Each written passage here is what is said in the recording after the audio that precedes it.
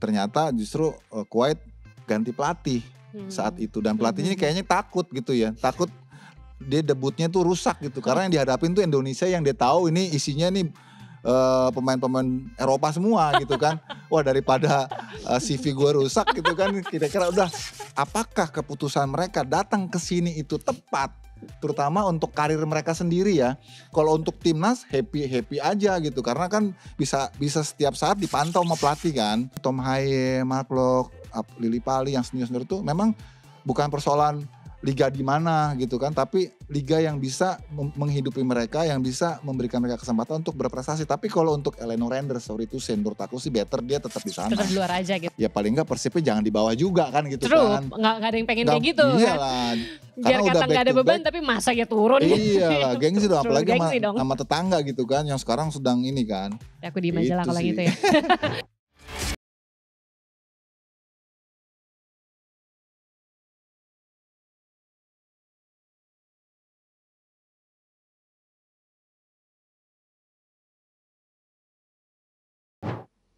Halo Soccer People, jumpa lagi di Soccer Lover yang hadir dengan informasi menarik dari dalam maupun luar lapangan hijau. Timnas Indonesia akan menjalani 2 laga FIFA Matchday, yaitu kontra Chinese Taipei pada 5 September 2025 dan melawan Lebanon 3 hari berselang. Kira-kira gimana nih ya peta kekuatan Timnas Indonesia, lalu bagaimana soal maraknya pemain keturunan yang akhirnya merumput di BRI Super League. Ini ada satu yang menarik banget, pengen aku bahas banget. Kita akan bahas bersama dengan pengamat sepak bola yang sudah gak asing lagi, kesayangan kita semua, Bung Yusuf Kurniawan atau Bung Yuke, Bung. Halo, Sela apa kabar? Sehat Bung? Alhamdulillah. Aman tadi ya kesini ya? Aman. Alhamdulillah. Bung, ini pelatih Timnas Patrick Kluivert ini memanggil 29 pemain untuk 2 laga FIFA Matchday kontra Chinese Taipei dan juga Lebanon ya kan. Kalau Bung Yuke ngelihat pemanggilan ini seperti apa nih dengan nama-nama ini 29? Ya sebenarnya sudah bisa diprediksi ya, sudah bisa ekspektasi, karena memang inilah potret dari kekuatan terbaik yang kita punya saat ini. Yes. Mungkin ada beberapa tambahan yang cukup quote on quote ya mengejutkan lah ya, dengan kembalinya misalnya Mark Locke gitu ya. Terus kembalinya juga Ragnar Oratmangun yang sebelum dikhawatirkan tidak dalam level fitness yang bagus, ternyata dipanggil juga. Tapi selebihnya ya saya kira pemain-pemain yang memang sudah diproyeksikan untuk hadir memperkuat timnas senior kita untuk 2 FIFA Matchday ini. Tapi yang juga tidak kalah menarik karena ada pemain-pemain calon debutan ya. Kalau boleh dibilang calon debutan, Mauro Gilstra, Miliano Jonathan, terus Adrian Wibowo. Itu kan satu suntikan yang menurut aku sih positif ya, supaya kita makin banyak stoknya nih, terutama di sektor depan. Iya, ini beberapa nama yang Bung Yuke sebut tadi ini mau dibahas nih bener. Ada 2 wajah baru yang memang menyita perhatian, yaitu pemain yang baru diambil sumpah WNI-nya, ada Mauro Gilstra dan juga Miliano Jonathan. Gimana menurut Bung Yuke nih? Kalau Adrian Wibowo yang tadi Bung Yuke sebut juga, menurut Bung Yuke nih komposisi ini akan klop pilihan terbaik atau gimana? Saya kira ini lebih ke promosi ya sebetulnya ya, untuk menawarkan opsi yang berbeda dari sebelumnya. Sebetulnya kan Mauro Gilstra itu pengennya kemarin dibawa untuk timnas U23, tapi karena terlambat proses pewarganegaraannya, akhirnya dia sekarang dimasukkan ke dalam line up senior. Tapi kan nanti bagaimana keputusan pelatih, apakah dia akan dimasukkan ke dalam line up atau tidak. Karena kan dari 29 nama ini kan gak semuanya ada di bench. Pasti ada yang di lapangan, ada yang di bench, ada yang di tribun kan. Jadi ada yang di parkir juga. Nah itu kan opsi-opsi itu yang semua mungkin Patrick Kluivert akan lihat bagaimana kesiapan mereka secara pemahaman taktik, kemudian level fitness saat latihan nanti gitu kan, karena persiapannya nggak lama. Nah sebenarnya kalau aku lihat yang lebih siap itu kalau dari track record itu alih-alih Mauro Gilstra, sebenarnya Miliano Jonathan tuh lebih kelihatannya proyeksinya lebih bagus karena dia kan memang sekarang udah main reguler di Utrecht Eredivisie ya. Kalau Gilstra itu kan memang datangnya dari youth-nya gitu ya. Dan di Volendam juga di Eredivisie pun dia juga belum main. Tapi kalau di youth-nya memang dia jago banget, belasan gol dia udah bikin. Nah kalau Adrian Wibowo kan boleh dibilang ini promosi sekaligus magang lah buat dia. Karena dia nih satu-satunya pemain diaspora kita yang dipanggil dari Liga MLS, Liga Amerika Serikat. Satu tim sama Song Heung-min tuh. Song Heung-min betul, LAFC ya. Dan itu makanya tadi aku bilang ini 3 pemain ini lebih untuk mempromosikan mereka ke ke publik kita. Iya, kayak memperkenalkan Yes, jatuhnya kayak betul, halo gitu betul. ya. Karena sejatinya mereka better lebih cocok disiapin dulu di U23 sebetulnya. Ini alih-alih kita mau lihat mereka main ya, kayaknya sih kita akan nunggu mereka nanti di step berikutnya sih. Karena sekarang persiapan timnas senior kita kan lebih untuk matangin squad yang memang udah kayak pengalaman pemain-pemainnya. Karena persiapan kita untuk nanti menghadapi Arab Saudi dan Irak di Oktober kan. Jadi dari 29 nama ini paling mungkin 23 yang akan digunakan oleh Patrick Kluivert, dan itu nama-nama yang udah pengalaman, yang udah kita tahu udah gabung dengan timnas di game-game sebelumnya gitu ya. Semacam kayak ajang coba simulasi lah untuk menentukan sebenarnya ritmenya siapa-siapanya gitu kan ya. Tapi ini nama Zylstra ini juga ramai diperbincangkan atau dipertanyakan lebih tepatnya gitu. Apakah dia ini menjadi semacam solusi untuk absennya oleh Romeni gitu? Iya, kalau untuk opsi pengisi oleh Romeni bisa aja, tapi kalau untuk apple to apple masih jauh lah ya. Oleh Romeni kan memang saat ini secara jujur kita harus akui tidak ada yang setara dengan dia. Begitu melakukan debut langsung gacor gitu kan ya. Dan itu kan sebenarnya puzzle yang dari dulu kita tunggu ya. Karena timnas senior kan memang kekurangannya dari situ. Kita bikin cuma 9 gol dari kualifikasi Piala Dunia ini dan kemasukan 20 gol. Jadi kita masih tiris banget untuk klinis di depan. Nah sekarang tanpa Ole tentu ini menjadi ada kekhawatiran ya. Saya kira wajar. Dulu juga aku masih ingat bagaimana sebelum datangnya Ole kita kan juga masih kesulitan nyari striker. Akhirnya dipromosikan Rafael Schreck. Ingat kan Rafael Schreck? Rafael Schreck seolah-olah tuh kayak di push up untuk mereka untuk dia main di level senior ya. Dan itu agak shaky juga kan, dan ya kita nggak mau bilang kalau dia nggak siap, bukan gitu, tapi memang terlalu cepat, terlalu cepat. Itu bahasanya karena persoalan kebutuhan. Dan sekarang juga kayaknya siklusnya kembali tuh, walaupun kita udah punya Ole, tapi Ole kan nggak bisa main.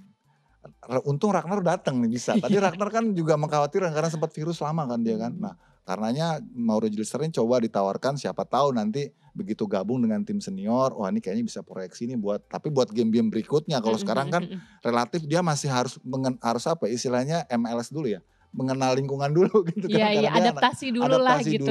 Nggak langsung jengjar gitu, kayaknya kita juga nggak bisa beban terlalu banyak gitu ya. Oke, nah ini menariknya Soccer People juga mungkin ada yang melihat ya, atau ada yang benar-benar mengamati kalau hanya cuman ada 4 pemain yang berusia di atas 30 tahun yang dipanggil timnas. Ini ada Jordi Amat, itu usia dia tuh 33 tahun, Mark Klok itu kalau nggak salah cuma beda setahun ya, 32. Terus Joey Pelupesi juga seumuran Mark Klok tuh 32, dan juga Stefano Lillipali ini paling senior ya, 35 tahun. Menurut Bung Yuka nih seberapa penting sih skuad senior di tim Garuda atau skuad Garuda, karena mungkin selain memang kapasitas mereka untuk bermain, sosok gitu gak sih yang dibutuhkan juga dalam sebuah tim? Ya, saya kira ini udah cukup lah ya dengan jumlah pemain senior di atas 30 yang sekarang mengisi skuad Patrick Kluivert, saya kira udah cukup. Jadi dominasi tetap pemain-pemain yang di usia matang lah ya, 28, 25 gitu. Selebihnya memang lebih untuk ke leadership, kemudian pengalaman ya, terus kayak misalnya Lillipali itu kan lebih ke senioritasnya yang dibutuhkan kan ya. Di samping dia juga punya kualitas yang bagus juga, 35 tahun. Jadi selebihnya kayak Pelupesi, Mark Klok itu lebih karena lebih pengalaman lah ya. Kalau kita lihat sini cocok dalam tanda kutip ya, cocok untuk posisi abangnya mereka lah gitu ya. Asam garamnya kayak bisa kita bilang ya lumayan lah gitu ya. Iya, itu sih yang dibutuhin pemain-pemain senior, lebih dibutuhkan ke itunya sih, lebih kepada karismanya, kemudian senioritasnya, terus kepemimpinannya ya selama di ruang ganti. Di samping juga dibutuhkan juga secara kualitas ya. Tapi saya kira yang menjadi core-nya tetap pemain-pemain utama yang udah kita tahu bersama sebagai pemain inti gitu. Oke, nah ini menghadapi Chinese Taipei dan juga Lebanon. Chinese Taipei ini kalau Soccer People tahu gitu ya, ranking FIFA-nya jauh di bawah Indonesia gitu ya. Indonesia itu kan peringkat 118, sementara Chinese Taipei itu 172, jauh ya. Sedangkan Lebanon ini 112 peringkat dunianya. Menurut Bung Yuka gimana? Ya, kalau Chinese Taipei ini kan memang boleh dibilang lawan dadakan ya, disiapkan dadakan gitu ya. Gitu sih, ya. Bukan tahu bulat dadakan, bukan. Kan? Iya, sebenarnya kan di luar dari skenario, tapi daripada nanti kosong kita nggak isi, akhirnya dicari sama federasi siapa yang siap, dan kebetulan Chinese Taipei. Mungkin menurut aku sih ini bagus-bagus aja supaya jadwal ataupun juga agenda dari pelatih untuk menyiapkan 2 game itu tetap tereksekusi gitu ya. Mungkin nanti yang akan lebih banyak dicoba oleh Patrick Kluivert, pemain-pemain yang ada ini pas lawan Chinese Taipei akan lebih banyak tuh lakukan rotasi. Iya setuju sih, dan waktunya momennya tepat ya. Tepat, dan itu kan kalau nggak salah game pertama ya, supaya untuk aklimatisasi dia lihat bagaimana chemistry para pemain, terutama pemain-pemain yang baru didatengin ya untuk dia lihat.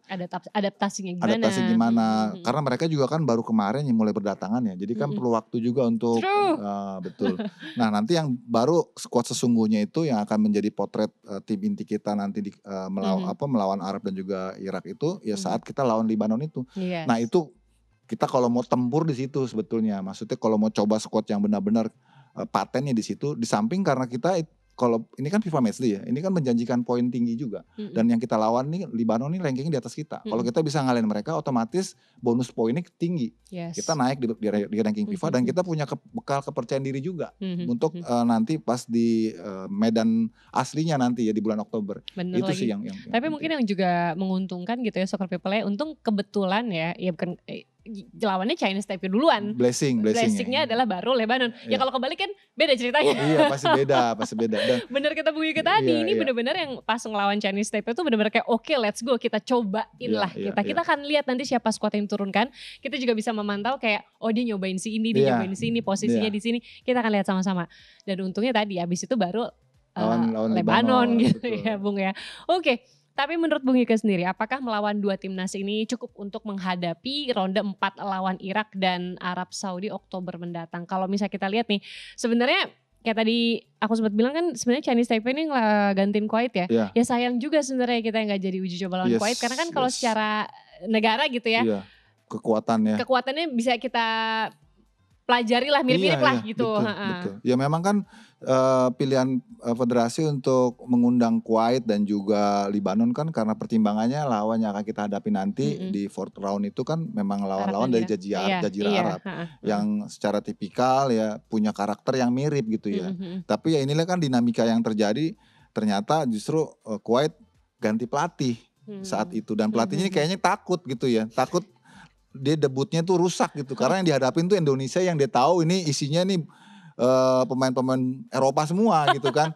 Wah daripada CV gue rusak gitu kan, kira-kira udah dia bisa batalin sepihak. Itulah yang disayangkan oleh Pak Erick Thohir. Kok bisa batalin sepihak hanya karena mengakomodasi kepentingannya si pelatih baru ini gitu. Dia nggak menghargai kerjasama ataupun juga undangan yang secara institusi itu sudah oke gitu ya. Itu yang sih disayangin. Jadi makanya kan sempat Pak Erick agak berkelakar ya, ini jangan-jangan kita disabotase nih gitu kan. Karena dia pikir udah gue siapin mateng, ini kita lawan tim-tim Arab supaya kita nanti pas menghadapi Arab dan juga Irak itu lebih siap. Kok tiba-tiba nih, karena suka nggak suka itu kerugian sebenarnya kita. Bener. Soalnya kan FIFA Matchday di bulan September ini cuma ada 2. Dan kita harus memaksimalkan 2 match itu sebaik mungkin dengan lawan yang sekompetitif mungkin supaya kita punya bayangan kan untuk menghadapi Arab dan juga Irak. Walaupun sebetulnya Arab dan Irak juga bukan lawan yang baru sih buat kita, karena dua-duanya pernah kita hadapin di kualifikasi Piala Dunia di round sebelumnya kan. Tapi kan ini kan akan berbeda kan, untuk supaya tim ini lebih merefresh lagi gitu kan, bagaimana cara, tentu Arab nggak mau kalah lagi sama kita gitu kan. Iya, udah paling pas sih sebenarnya, bener harusnya kita tuh dapatnya Kuwait sama Lebanon gitu ya, untuk menuju ke sana. Tapi lucu juga tuh. Kalau alasannya beneran cuma gara-gara aku gak mau si figur. Iya, jadi kan curiganya gitu kan. Orang udah dibuat ini hitam di atas putihnya cukup lama. Kalau FIFA Matchday kan itu kalender yang udah ajak ya. Iya, gak berubah mendadak gitu ya. Iya, federasi udah nyiapin lawannya tuh jauh-jauh hari. Terus tiba-tiba ya memang kalau di Jazirah Arab tuh tim-tim di sana tuh bisa bisa roller coaster gitu. Bisa misalnya nih kayak Arab Saudi kemarin ikut Piala Dunia gitu, timnya kalah langsung hari itu juga diganti pelatihnya. Kayak gitu. Jadi apalagi ini cuman belum ada eventnya terus. Tapi dengan kata lain ya, Soccer People dan juga Bung Yuke, boleh juga timnas kita ya. Kena mental juga tuh pelatih ya, daripada si Vigorza kena gak relain aja kamu ikut ya. Boleh, mantap. Mudah-mudahan prestasi kita memang setajam itu ya, terus meningkat. Oke, kita kan ngomongin hal lain ya Bung Yuke ya. Ada satu fenomena yang menarik perhatian banyak orang, termasuk saya. Karena ini terkait dengan pemain keturunan yang akhirnya sekarang banyak bermain di BRI Super League. Misalnya adalah Tom Hayes. Hmm. Tom Hayes ini baru aja bergabung dengan Persib Bandung ya. Kemudian juga Eliano Reinders juga yang baru direkrut oleh Persib Bandung gitu ya. Lalu ada juga Jordi Amat di Persija dan Rafael Struijk di Dewa United. Ada tambah satu lagi tuh, Jens Raven di Bali United. Yes. Ya. Jadi memang ini menjadi diskursus yang menarik di publik ya. Ini kayak tapi seneng loh kita kayak menyala gitu kan. Untuk orang yang berkiblat bahwa Eropa adalah tempat yang tepat ya untuk pemain-pemain ini mematangkan dan juga mengasah karirnya, tentu ini tidak happy lah ya mereka ada di sini gitu ya. Tapi buat Liga Super sendiri sebetulnya ini benefit, keuntungannya dengan hadirnya pemain-pemain diaspora ataupun juga pemain-pemain diaspora yang ke Super League, kan artinya kualitasnya bisa keangkat kan ya. Kalau sekarang udah main di Super League sih bukan pemain diaspora lagi namanya. Ya pemain sama aja gitu kan. Iya betul.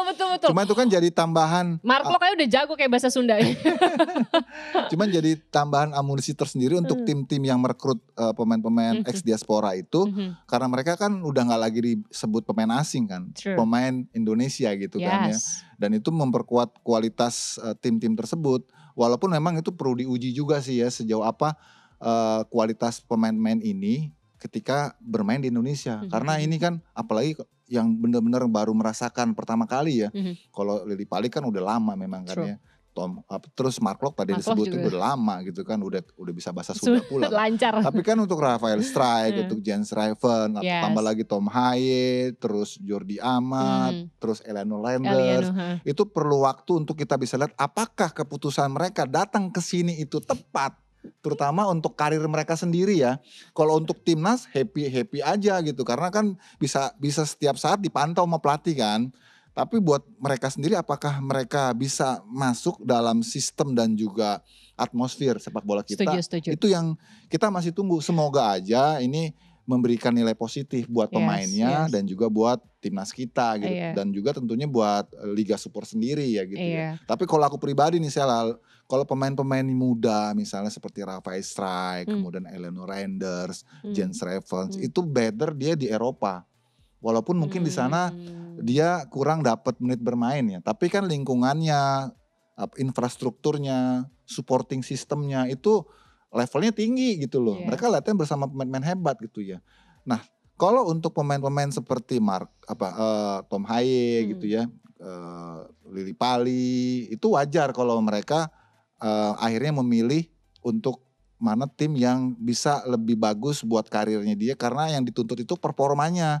Kalau pemain senior itu kan dia harus main, dia nggak bisa. Kalau pemain muda dia masih bisa nunggu gitu ya. Jadi selama nunggu nggak apa-apa di sana gitu. Tapi kalau udah dituntut harus main, harus prestasi, harus achieve, maka dia harus realistis. Tampaknya yang akhirnya membuat Tom Hayes itu memilih ke Persib Bandung. Wise gitu ya, bijak sih sebenarnya. Karena kita juga harus netizen dan warga pencinta sepak bola ini juga harus mengerti juga, mereka kan punya keluarga gitu ya, mereka punya tuntutan, mereka pasti udah punya roadmapnya lah mereka mau kemana, dan mereka harus achieve, harus prestasi. Kalau selevel Tom Hayes, Mark Lok, Lily Pali yang senior itu memang bukan persoalan liga di mana gitu kan, tapi liga yang bisa menghidupi mereka, yang bisa memberikan mereka kesempatan untuk berprestasi. Tapi kalau untuk Eliano Reinders, menurut aku sih better dia tetap di sana. Tetap di luar aja gitu karena ya. dia masih muda. Masih muda dan akan membawa keuntungan kita kalau misalkan dia lagi main untuk timnas gitu ya. Termasuk juga Jens Raven, termasuk Rafael Struijk. Itu better menurut aku sih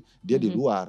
Makanya dia kesini aku pribadi sayangin sih, tapi tidak menyalahkan karena itu kan pilihan pemain, pilihan profesional. Mungkin pertimbangannya ya mungkin kalau di sini dia bisa lebih banyak bisa main gitu ya, walaupun dia agak sedikit downgrade di liganya dan cuannya mungkin lebih gede gitu kan, ya itu kan pilihan itu. Kalau kita pribadi kan better dia di sana. Iya, gitu. there's a pro and cons pastinya mungkin exposure yang benar exposure yang dibutuhkan juga itu jadi salah satu aspek pertimbangan. Mungkin ketika ada untungnya adalah ketika kalau misalkan timnas lagi dipanggil deket semua. Yes, betul. Cepet gitu Termasuk kayak yang U23 kan, akhirnya Rafael Struijk bisa main, bisa dipanggil kapan aja. Betul. Karena kan dia pas FIFA Matchday barengan, terus liganya berhenti, dia dari Dewa kan dari Banten ke sini deket. Terus Jens Raven dari Bali kan deket.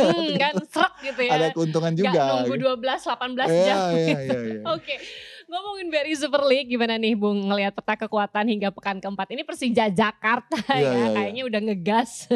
Persija rasa samba kalau dilihat-lihat ini emang cukup meyakinkan permainannya di awal-awal nih. Jadi memang Liga Super tahun ini nih lebih gokil sih. Dalam arti pemain-pemain yang kualitasnya itu bagus-bagus gitu ya. Dan timnya itu juga ambisius juga gitu. Apalagi ini didukung oleh kebijakan untuk jumlah kuota asing yang lebih banyak kan ya. 7 di lapangan, 9 line up, 11 boleh di roster gitu kan. Wah, itu yang akhirnya memicu klub-klub ini juga untuk cari pemain-pemain yang bagus. Dan ternyata sampai di matchday keempat ini ya, itu Persija tuh luar biasa ya. Aku lihat memang mainnya dia tuh seperti, ini kita baru ngomong Persija ya. Mereka itu mengingatkan kita kepada Persija eranya Thomas Doll tapi versi Eropa. Kalau ini eranya Marcio Sosa versi Samba. Ya. Jadi cara mainnya, langgamnya, ritmenya, iramanya itu benar-benar luar biasa gitu ya. Kita dapat vibes yang berbeda dibanding Persija yang musim kemarin lah. Musim kemarin mah prihatin lah kita ya. Terus dan itu langsung direspon juga oleh Persib kan ya. Persib kan agak landai ya begitu mereka back to back juara, terus pemain-pemain utamanya mereka pada berganti kostum. Which is itu Kemalut dan sebagian ke Dewa gitu ya. Sekarang baru Persib datengin pemain-pemain yang memang boleh dibilang ini sekelas marquee player lah ya. Ada Eleonor Renders, kemudian tambah lagi Tom Haye gitu kan. Kayak coba untuk mempush up juga gengsinya nih. Iya, tapi ini push up gengsi atau panik buying sebenarnya kalau Persib nih menurut Bung Yuke nih. Karena kan memang kita beberapa waktu lalu kita pernah ngomongin soal Persib gitu ya. Apakah ini memang salah satu strategi regenerasi pemain karena dibongkarnya cukup banyak kemarin. Kira-kira kalau nggak salah, kalau nggak salah ingat ya 14 ya kan 14. Ya. Nah dengan mendatangkan pemain-pemain ini kayak panik buying mau nge-push gengsi atau menurut Bung Yuke gimana? Kombinasi sih sebetulnya. Kombinasi we need to save it gitu. Iya karena awal-awal musimnya tuh Persib kalau nggak salah sempat ditahan Persijap ya kalau nggak salah. Ditahan atau imbang. Tolong dikoreksi kalau aku kalah sih. Persija.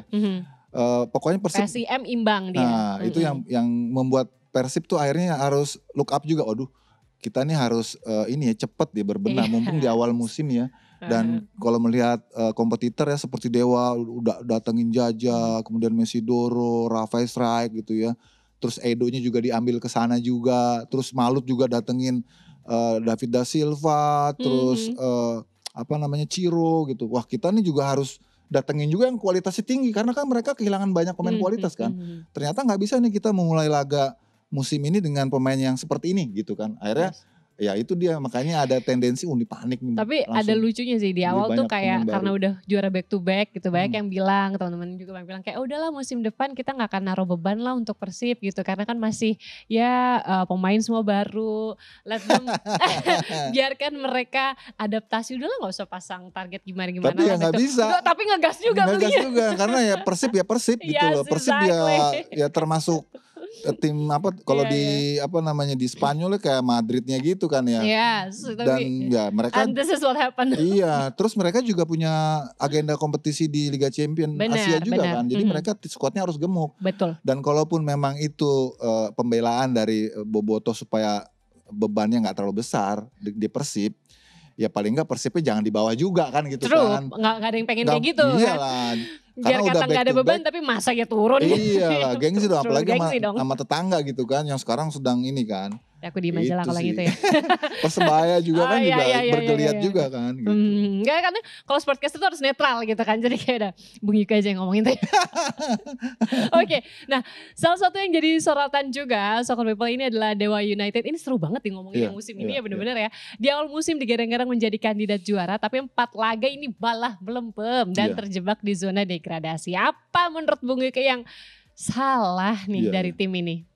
Iya, Dewa itu sebenarnya udah dari musim kemarin terutama paruh kedua ya, udah mulai diamati cara mainnya, taktikalnya gitu kan. Mereka kan based on possession, penguasaan bola, terus banyak mengandalkan kemampuan individu pemain-pemain hebatnya gitu ya untuk bisa memecahkan kebuntuan lawan gitu ya. Terus cara mainnya tuh menurut aku sih plannya tunggal dia. Jadi ketika lawan what do you mean by plannya tunggal? Ya, dia plannya possession proaktif gitu. Jadi dia nggak punya plan untuk main middle low gitu. Dia mainnya agresif terus, attacking total football lah, Belanda kan tahu sendiri kan saya lah. Pokoknya menyerang terus gitu kan. Nah yang dihadapi lawan-lawan ini udah bisa baca dari musim kemarin. Nah sekarang implementasi di musim ini ya, kenal lah itu. Bagaimana misalnya kayak Malut lawan Dewa. Malut padahal punya pemain-pemain yang agresif juga kan. Ada David da Silva, ada Ciro gitu ya. Ada Tyron. Speednya kenceng-kenceng lagi Malut. Tyron ini kan eksodusnya dari Persib kan. Tapi bisa-bisanya Malut bermain defense lu. Lawan Dewa. Because as you said that mereka udah ngerti. Iya, mereka tunggu aja. Mereka tungguin. Dewanya kan terus possession terus kan. Ketika dia possession, semua pemainnya udah masuk ke daerah pertahanan Malut. Dia lempar aja bola ke Yakob Sayuri. The place lari langsung. Kelar itu. Nah kayak gitu tuh. Terus lawan Semen Padang. Semen Padang pun juga sama. Dewa bisa kalah sama Semen Padang. Walaupun mainnya di Padang. Tapi ini Semen Padang. Tim yang sebenarnya kemarin itu juga udah deg-degan juga antara lolos sama gak lolos kan. Dan gak banyak perubahan skuad yang besar di Semen Padang. Tapi karena taktikalnya nih Portugal satu ini Almeida luar biasa nih ya. Menyiasati. Udah kita tunggu aja di belakang. Biarin Dewa pegang bola. Itu mainnya memang agak menjemukan one way traffic istilahnya. Satu arah aja. Tapi kan ini bola itu kan ujung-ujungnya kan akan dihitung hasilnya. Bukan cara main lu indah kayak gimana kan. Jadi menurut mereka mending gue pasang. Ya udah gak apa udah kebaca. Gue pasang strategi yang pasti aja lah. Gue tungguin efektif. aja. Efektif. Gue tungguin aja. Betul. Gitu dan terakhir Dewa ketemu Persija. Kenal lagi sama Persija. Persija apalagi timnya udah lebih matang. Dia lebih kompleks. Dia bertahan bisa. Dia main nyerang juga bisa Persija. Jadi itu lebih membuat Dewa ya harus harus banyak evaluasi gimana untuk menghadapi lawan berikutnya dengan cara bermain lawan yang kayak gitu. Tapi mungkin gak sih Bung salah satu masalahnya adalah Dewa tuh gak punya, kalau aku lihat-lihat ya, depan bagus gitu ya, belakang kayaknya oke, tapi gelandang bertahannya tuh gak ada gitu. Yes, betul. You think? Yeah. Karena as you said that dia kan mainnya buang gitu mainnya kan terbuka, ke depan terus. Offensive. Ya tapi giliran ada serangan balik, nah loh gitu. Iya, aku mau bilang bahwa Dewa itu nggak pakai gelandang bertahan. Gitu ya. Karena apa batu saya apakah mungkin mereka kurang gitu ya. Karena mereka merasa mereka tim yang ofensif, tim yang filosofinya adalah menyerang gitu. Gue nggak perlu gelandang bertahan karena gue mainnya nggak di daerah sendiri, gue mainnya di daerah orang. Jadi dia perlu pemain-pemain kreatif gitu kan. Nah itu yang mungkin pertanyaan menarik sih lah ya. Ada momen di mana sebetulnya saat mereka kena high pressure itu kan karena mereka semua tengahnya ini pemain-pemain kreatif, seniman-seniman, nggak ada yang tukang pukulnya gitu loh. Nah itu yang seringnya akhirnya bocor-bocor di situ. Dan di tengah itu kan Kambuaya, Jaja, Mesidoro itu kan pemain-pemain kreatif, bukan pemain pekerja yang tukang gebuk gelandang gitu. pengangkut air gitu. Kalau di timnas Indonesia tuh kayak apa namanya, misalnya gue jadi lupa tuh, pendampingnya Tom Haye. Si Pelupesi. Nah, nggak ada yang kayak gitunya gitu loh. Ini kan semua pemainnya kreatif semua. Bahkan pemain cadangannya juga pemain kreatif juga. Menurut aku sih memang harus dicarikan solusi. Kalau memang sekarang transfer window-nya udah tutup kan, nggak mungkin lagi nambah pemain yang bertipikal gelandang bertahan. Walau sebenarnya mereka punya gitu. Nah, mungkin nanti pas di round kedua atau taktikalnya harus dibikin agak berbeda. Gimana caranya nanti menghadapi tim yang mainnya low block nih, mainnya defensif nih, gue nggak bisa lagi main dengan cara begini nih. Harus ada variasi-variasi yang berbeda gitu. Apalagi aku jadi ini ya, jadi berusaha untuk melihat lebih dekat gitu ya.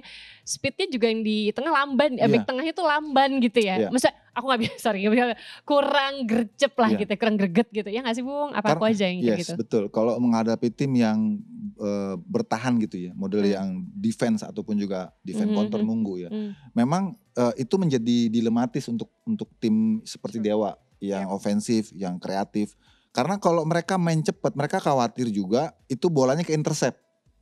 Tapi yang penting itu sebenarnya rotasinya, perputaran tanpa bola pemain itu yang harus cepat. Supaya perpindahan pemainnya nggak statis. Nah kemarin itu Jaja pegang bola stuck. Yang lainnya nunggu. Nah gitu jadi kan buntu kan. Ya lawan juga jaganya gampang. Udah tungguin aja gitu. Ini harusnya gue jadi kayak pelatih kan. Jadi harusnya rotasi pemain dan tanpa bolanya itu harus lebih cair jadinya. Jaja pegang bola yang di depannya itu harus muter, harus cair gitu.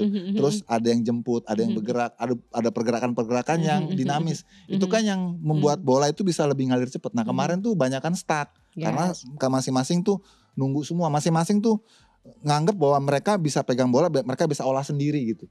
Padahal lawan ya nggak akan bergerak jemput bola, mereka juga nunggu aja. Nah itu yang harusnya mereka lakukan gitu. Iya, karena kan itu dia tadi ya sudah mengamati dan sudah paham betul, udah hafal gitu. What you saying is kayaknya Dewa mungkin bisa lebih coba untuk mencari variasi bermain yang sudah nggak kebaca lagi deh gitu ya. Coba mungkin dikeluarkan kreativitasnya dikeluarkan di tengah gitu, di lini-lini yang bisa di push gitu ya. Ada juga mungkin ada momennya aku tambahin dikit. Kalau misalnya lawan lebih banyak nunggu, sekali-sekali Dewanya delay aja main aja dulu di belakang. Biar lawannya keluar biar gitu. sebel juga gitu kan. Iya kan. Karena ya susah juga kan kalau misalnya kalau misalnya tim yang ofensif nggak bikin gol, itu bebannya 2 kali lipat. Sementara tim yang memang tim yang bertahan, target mereka kan nggak kebobolan aja kan. Betul. Tapi begitu ada momen Dewa salah, lawan itu counter, akhirnya Dewa kebobolan, bebannya jadi berlapis kan.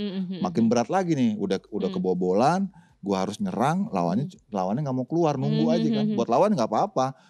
Kan gue udah deposit 1 gol, gue tungguin aja. Mendingan pokoknya ini gue hasil aja gitu kan. Nah makanya kalau tim ofensif seperti Dewa, bagaimana caranya mereka harus buat gol duluan ke lawan, supaya lawannya keluar. Tapi kalau mereka kebobolan dulu, itu bebannya berat. Gitu. True. Ngomong-ngomong gak mau ngambil lisensi pelatih nih Bung Yuka? Enggak. Kalau Ai denger-denger nih, ya pengamat gitu kan. Gitu, tapi kayak kok mungkin gak suatu hari nanti kalau pengamat kan tugasnya emang ngoceh aja. Kalau ngambil lisensi pelatih gimana? Ada rencana gak nih? Mungkin resolusi 2026, ini udah tengah tahun. Kompetensinya cuman di pengamat aja, ngoceh-ngoceh aja. Oke, nah ini mungkin masih terlalu dini sih sebenarnya ya. Tapi Anda bisa nebak nggak nih Bu Yuki kira-kira? Gak usah juara. Kita nggak mau nebak siapa yang juara. Masih terlalu dini ya. Karena kita bukan dukun. Tapi kalau misalnya kamu harus ngurutin 5 top 5. Top 5-nya. Kalau ngurut sih enggak, tapi aku menyamakan mereka di posisi 5. Jadi siapa aja bisa 5. Siapa aja bisa 1, siapa aja bisa 2. Persija, Persib, Persebaya, PSM. Satu lagi nih antara Dewa atau Malut. Bali United gak masuk? Bali agak suffer ya. Bali agak suffer banyak pemain Belanda loh. Ya faktanya kan struggle ya. Kan mereka tuh kayaknya tuh Sela belum bisa move on dengan kehilangan Teko yang udah bertahun-tahun membawa Bali tuh di atas gitu. Sekarang dia ganti siklus, ganti pelatih. Kelihatannya agak shaky juga. Jadi untuk mereka bisa bounce back sampai di atas itu agak perlu ini sih. Perlu suntikan nanti di putaran kedua sih. Ini baru pekan keempat. Jadi tadi tuh bukan ramalan ya Soccer People. Itu kan kita lagi ngomongin kira-kira siapa sih yang bisa bersaing di atas. Dan itu gak diurutin ya tadi ya. Gak ada urutan ya. Habis itu 5 aja kita sebut yang bisa di atas gitu ya. Oke. Bung Yuka dan Soccer People, kita beralih ke informasi mancanegara. Jadi ex pelatih Manchester United Erik ten Hag ini harus kembali kehilangan pekerjaannya. Pasalnya pria asal Belanda itu resmi dipecat dari kursi. Kok ketawa sih? Dari kursi pelatih Bayer Leverkusen. Ini kayak titipan ini pertanyaan ini. Karena lagi rame dan menyangkut dan berbau-bau MU gitu kan. Erik ten Hag, aduh. Oke. Padahal kan Erik ten Hag ini baru aja ya melatih Leverkusen sebenarnya pada 1 Juli 2025 lalu. Baru 2 bulan, ya Allah ini dini sekali, prematur ya. Baru 2 bulan melatih dan menjalani 3 laga resmi, kok udah dipecat sih?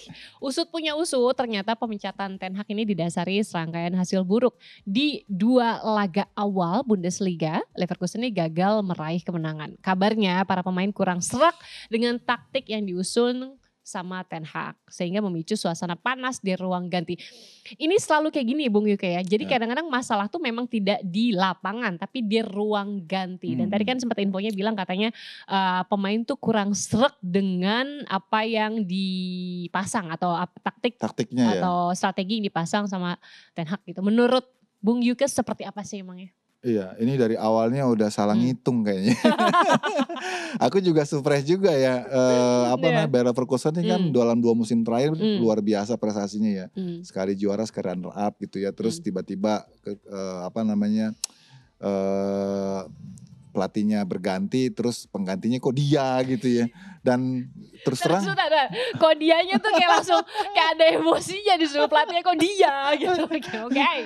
Ya Xabi Alonso yang udah luar biasa. Terus digantinya sama ten Hag yang kebetulan dia datang dari hasil ataupun juga background yang kurang positif kan, aura-auranya negatif lah gitu ya dari MU gitu kan. Terus kok bisa ke Bayer Leverkusen, padahal Bayer Leverkusen itu punya pengalaman kurang begitu bagus dengan pelatih-pelatih asal Belanda gitu.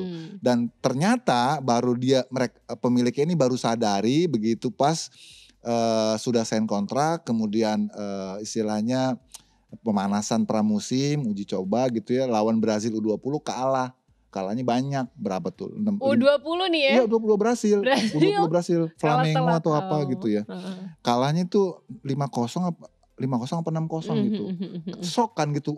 Lawan tim ini kok, istilahnya tim youth aja bisa kalah sebanyak ini. Ini Bayer Leverkusen loh. Ini juara Bundesliga dan runner-up tahun lalu gitu kan. Mungkin pemiliknya sadar, wah ini kayaknya gue salah ngambil nih gitu kan. Terus pas awal musimnya juga sama. Dan terakhir itu puncaknya lawan Werder Bremen kan. Bayer Leverkusen sudah unggul 2-0. Lawan kemudian main dengan 10 orang bisa disamakan 3-3. Jadi kayaknya udah nih, daripada kita terusin nanti malah makin berantakan gitu ya. Aura-auranya udah kita ganti sekarang aja. Auranya gitu. Masih gelap nih, kayaknya udahlah. Kan lebih mungkin Bayer Leverkusen berpikir lebih baik ganti sekarang, tapi masih ada waktu untuk ngejar ketertinggalan daripada ganti di tengah udah pondasinya berantakan gitu. I'm about to say that tuh, kayak misalnya ya udah kalau misalnya duit nggak masalah buat lo segala macam, udah 2 bulan sih udah ganti aja, karena kita dalam arti masih punya harapan menyelesaikan. Betul. Ini kalau boleh ngasih masukan, Ten Hag gak mau coba melukat gitu ya. Biar auranya tuh fresh lagi gitu kan. Bung ketawanya. Iya kan, kita auranya gelap gitu kan. Healing gitu ya. Karena gini sih, saya juga tambahannya. Ini kan sebenarnya jadi persoalan yang sama ketika dia datang ke MU. Dia berasal dari Ajax, di mana I'm lone boss gitu kan, gue tuh bos tunggal gitu, karena Ajax itu pemain-pemain muda yang gue bisa atur. Itu dia bawa caranya ke MU, tim yang besar, di mana di sana bintang-bintangnya udah existing, termasuk Ronaldo dan lain-lain kan ya. Betul, dan sudah punya culture sendiri, sudah punya filosofi sendiri, nyawanya udah ada. Itu yang kayaknya mau bilang sotoy lo gitu kan, kayak gitu ya. Itu yang kayaknya Ten Hag nggak bisa adapt gitu ya, nggak bisa adjust gitu ya.